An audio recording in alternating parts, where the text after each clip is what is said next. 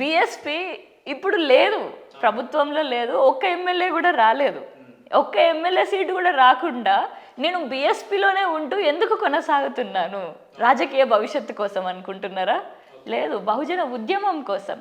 కాబట్టి ఒక వ్యక్తిని పొగడాల్సిన అవసరం నాకు లేదు, కానీ అక్కడ నిజాన్ని మనం చెప్పాలి. డాక్టర్ బిఆర్ అంబేద్కర్ గారి గురించి, మహాత్మా జ్యోతిబా ఫులే గారి గురించి మనం ఎంత గొప్పగా గర్వంగా ఫీల్ అవుతామో, నా వర్గాల నుంచి ఒక బిడ్డ నేడు అట్లాంటి వ్యక్తి, అలాంటి మహనీయుడు ఫూలే అంబేద్కర్ లెక్క నేటి తరానికి డాక్టర్ ఆర్ఎస్ ప్రవీణ్ కుమార్ గారు అలాంటి మహనీయుడు నాకు. మరి అట్లాంటి ఒక గాడ్ ఫాదర్ లెక్క నేను ట్రీట్ చేస్తాను.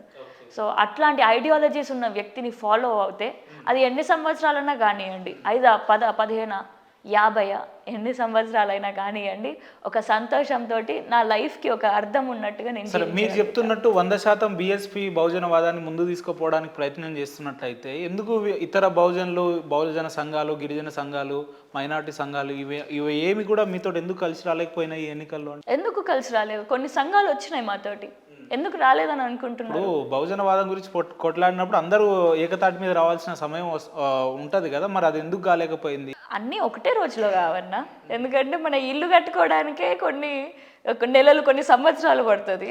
అట్లాంటిది మనం కొన్ని వేల సంవత్సరాల నుంచి అణచివేయబడ్డ వర్గాలం. మనము రాజ్యాన్ని ఏలాలని అంటే అది ఒక రోజో, ఒక నెలనో, ఒక సంవత్సరంలోనో వచ్చే విషయం కాదు. వీళ్ళందరూ కూడా ఇప్పుడు ఉన్నటువంటి సంఘాలన్నీ కూడా ఎన్నో సంఘాలు కూడా ఎస్టాబ్లిష్ అయి ఉన్నాయి, అంటే ఎన్నో సంవత్సరాల నుంచి ఉన్నాయి. కాబట్టి వాళ్ళకి మేము ఇంకా ఆ నమ్మకాన్ని కలిగించలేకపోయామేమో. ఇప్పుడు ప్రవీణ్ కుమార్ సార్ని నేను, అంటే నాకు తెలిసిన దగ్గర నుంచి నేను కూడా ఆయనని ప్రశ్నించుకుంటూ వచ్చిన వ్యక్తినే. ఆ ప్రశ్నలన్నిటికీ సమాధానం దొరికింది కాబట్టి నీతి గల వ్యక్తి, నిజాయితీ గల వ్యక్తి అని చెప్పేసి నమ్ముతాను. మరి అట్లాంటిది ఇప్పుడు నేను, ఈ బిడ్డ ఎవరో తెలుసా జనాలకి, సంఘాలకి తెలీదు. మరి నా గురించి ఏ విధంగా తెలుస్తుంది? నేను పోరాటం చేసినప్పుడు ఆ పోరాటం 1 సంవత్సరమో 2 సంవత్సరాలు కాదు, ఎంత కింది స్థాయికి దిగజారిపోయినా కూడా, ఎంత లోతైన స్థాయికి నన్ను నెట్టేసినా కూడా నేను అదే వాదానికి కట్టుబడినప్పుడు మాత్రమే నా రక్తంలో ఉండేది బహుజనవాదం అని తెలుస్తుంది. కాబట్టి ఇక్కడ నేను ఆ సంఘాలకి తెలియజేయగలగాలి, నేను కొట్లాడేది మన కోసమే అని చెప్పి. ఆ విధంగా ఈ 2 సంవత్సరాలలో మేము చేయగలిగేది చేశాము. మమ్మల్ని నమ్మి కొంతమంది ఎన్నో సంఘాలు కూడా మాతోటి మద్దతు పలకడం జరిగింది. ఈ గౌడ సంఘం పలికింది, ఒక గౌడ సంఘం. అదేవిధంగా మన తీన్మార్ మల్లన్న గారి సంఘం కూడా పోయిన ఎన్నికల్లో నాకు పెద్దపల్లి నియోజకవర్గం నుంచి నాకు పలకడం జరిగింది. అవి కొన్ని ఎంప్లాయీస్ అసోసియేషన్స్ కూడా నాకు మద్దతు పలకడం జరిగింది. అవి చిన్నవే కావచ్చు, అది ఏ స్థాయి సంఘం అయినా కానివ్వండి. ఒక సంఘం మనకి వెనకాల నుంచి ధైర్యం చెప్పుతుంది అని అంటే ఖచ్చితంగా నన్ను నమ్మి వచ్చిన వాళ్ళే. ఈ 2 సంవత్సరాల ప్రయత్నం, ఆ ఫలితాలే, ఆ శ్రమనే వీళ్ళు నాకు. ఎందుకు పెద్దపల్లి ప్రజలు దాసరి ఉషా గారిని తిరస్కరించారు అని అంటే, మీరు కూడా అక్కడ స్థానికంగా ఎన్నో ఏళ్ళుగా పోరాటం చేస్తున్నారు కదా, మరి మిమ్మల్ని ఎందుకు తిరస్కరించారు? కేవలం నాకు తెలిసి ఒక 5% ఓటింగ్ కూడా రాలేదు మీకు.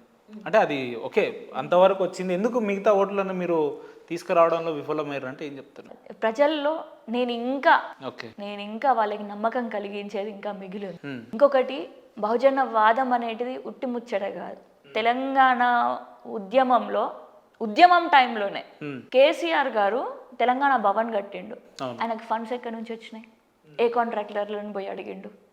కానీ నేడు బహుజన ఉద్యమం కోసం ఎక్కడైనా కూడా ఫండ్స్ కావాలి. ఒక ఉద్యమం ముందుకెళ్ళాలని అంటే అది పీపుల్ డొనేషనే కానివ్వండి, గవర్నమెంట్ ఎంప్లాయీస్ డొనేషన్ కానివ్వండి, ఎవరి డొనేషన్ అయినా కానివ్వండి. సో అలాంటి ఫండ్స్ సేకరణ కూడా కావాలి మనకి. కాబట్టి ఈ బహుజన ఉద్యమం అనేటిది అట్లాంటి కంపెనీ ఓనర్ల చేతనో లేకపోతే బడా బాబుల చేతనో రన్ అయ్యేది కాదు. ఇవన్నీ కూడా కూలీ చేసుకునేటోళ్ళు, అంటే కార్మికులు, రైతన్నలు, గుడిసెళ్లలో ఉండేటోళ్ళు, ఆ విధంగా లారీ డ్రైవర్లు, ఆటో డ్రైవర్లు, ఈ విధంగా పనిచేసుకునే శ్రమజీవుల పార్టీ ఇది బహుజన పార్టీ. సో సడన్గా మనకి ఒక రైతన్న సహజంగా చూస్తే కౌలు రైతులు వాళ్ళందరూ కూడా, శ్రమజీవులందరూ కూడా ఒక దొర దగ్గర ఒక భూమి ఉంటే ఆ భూమిలో పనిచేసేటోళ్ళు. సో ఆల్రెడీ ఫైనాన్షియల్గా వాళ్ళందరూ కూడా కనెక్ట్ అయి ఉన్నారు ఆ దొరల దగ్గర. కాబట్టి ఆ ఫైనాన్షియల్గా కనెక్ట్ అయి ఉన్న వాళ్ళు నేడు బహుజన ఉద్యమం ఎత్తినామని చెప్పేసి సడన్గా రమ్మంటే ఓకే. ఒకవేళ సక్సెస్ కాకపోతే వీళ్ళ కుటుంబ ఆర్థిక పరిస్థితి ఏ విధంగా ఉంటుంది, వాళ్ళ పిల్లల పరిస్థితి ఏ విధంగా ఉంటుంది అని ఆలోచించుతారు. కాబట్టి వీళ్ళందరికీ కూడా అంత నమ్మకం, అరే మీరు దొరని ఎదిరించినా కూడా మీరు పని చేయందే ఈ దొరకి కూడా ఆ దొరకి కూడా ఆ సంపద చేకూర్చలేరు అని చెప్పేసి అర్థమయ్యే విధంగా అంత భరోసా ఇవ్వగలగాలి. అప్పుడే వాళ్ళు మనతోటి నడవగలుగుతారు. అంటే రాజకీయం చేయడానికి ఆర్థిక వనరులు చాలా అవసరం అంటారా? ఆర్థిక వనరులు అవసరం, కానీ అది ఏ విధంగా వస్తాయి అనేటివి కూడా ఇంపార్టెంట్. ఓకే. ఒకరి దగ్గరికి పోయి బడాబాబుల దగ్గరికి పోయి అడిగితే అట్లాంటి వచ్చే ఆర్థిక వనరులన్నీ కూడా అవన్నీ వృధా అవుతాయి. ఎందుకంటే కొన్ని కోట్ల రూపాయలు మనకి ఇస్తున్నారు అని అంటే ఎందుకు ఇస్తున్నారు వాళ్ళు? మళ్ళా తిరిగి వాళ్ళకి మన ప్రభుత్వం వాళ్ళ బెనిఫిట్ లేనిది ఇవ్వరు. సో అట్లా కాకుండా అదే ఒక కూలీ రైతు మనకి 300 రూపాయలు ఇస్తున్నాడు అని అంటే, ఒక రోజు కూలి మనకి ఇస్తున్నారంటే దాని వెనకాల ఎంత అర్థం ఉంటుంది, నా వాదాన్ని బతికించుకోవడానికి ఇస్తున్నా అన్నట్టు ఉంటుంది. కాబట్టి మేము ఫైనాన్షియల్గా కూడా ఈ వనరులన్నీ కూడా ఆ విధంగా సేకరిస్తున్నామే, కానీ మళ్ళా ధర చేత పోయి లేకపోతే బడాబాబుల దగ్గరికి పోయి ఈ విధంగా చేయట్లేదు. ఈ ఉద్యమం కూడా బోత్ ఫైనాన్షియల్గా బోత్ క్యాడర్ వైజ్గా కూడా ఆ విధంగానే నడుస్తుంది. రైట్. మీరు ఎన్నికల సభలల్లో ఆర్ఎస్ ప్రవీణ్ కుమార్ సార్ కూడా అనేక సభలల్లో మేము ఈసారి బహుజన రాజ్యాధికారం ఏర్పాటు చేయబోతున్నాం అని అన్నారు. కానీ తీరా వచ్చి చూస్తే కనీసం ఒక సీట్ కూడా గెలవకుండా, టు బి ఫ్రాంక్ చెప్పాలంటే ప్రవీణ్ కుమార్ సార్ కూడా గెలవకుండా అయింది అని అంటే ఈ ఎన్నికలను ఎట్లా చూస్తారు మీరు? ఆ నమ్మకం అనేది ఎంతో మందికి అయితే ఇవ్వగలిగినాం. మన బహుజన రాజ్యం అనేది దూరంలో లేదు అని చెప్పేసి మన తెలంగాణ రాష్ట్రంలో ఈసారి జరిగిన ఎన్నికల్లో క్లియర్గా కనిపించింది. గెలుపు ఓటములు అనేవి సహజమన్న. గెలిచినామని అంటే కొమ్ములు వచ్చేటివి కాదు, ఓడిపోయినామని అంటే నిరాశ చెందాల్సిన అవసరం కాదు. ఎందుకంటే ఈ బహుజన ఉద్యమం అనేటిది వర్గాలన్నిటికీ కూడా, అణిచివేయబడ్డ వర్గాలన్నిటిని కూడా పైకి తీసుకొస్తారు. కాబట్టి ప్రవీణ్ కుమార్ సార్ ఓడిపోయిండు అని అంటున్నారు కదా, నేను గెలిచిండని అనుకుంటాను. ఎందుకంటే అన్ని ఓట్లు ఎంత ప్రభావితం చేసినా కూడా, ఎంతోమంది మాజీ ముఖ్యమంత్రులు వచ్చినా కూడా ఎంత ప్రభావితం చేసినా కూడా ఒక 500 మంది 600 మంది వేరే రాష్ట్రాల నుంచి వచ్చి క్యాంపెయినింగ్ చేసిళ్ళు ఆ ప్లేసెస్లో ఇతర పార్టీల నుంచి. కానీ మన బహుజన్ సమాజ్ పార్టీ నుంచి ప్రవీణ్ కుమార్ సార్కి మద్దతుగా పలికింది స్టూడెంట్స్.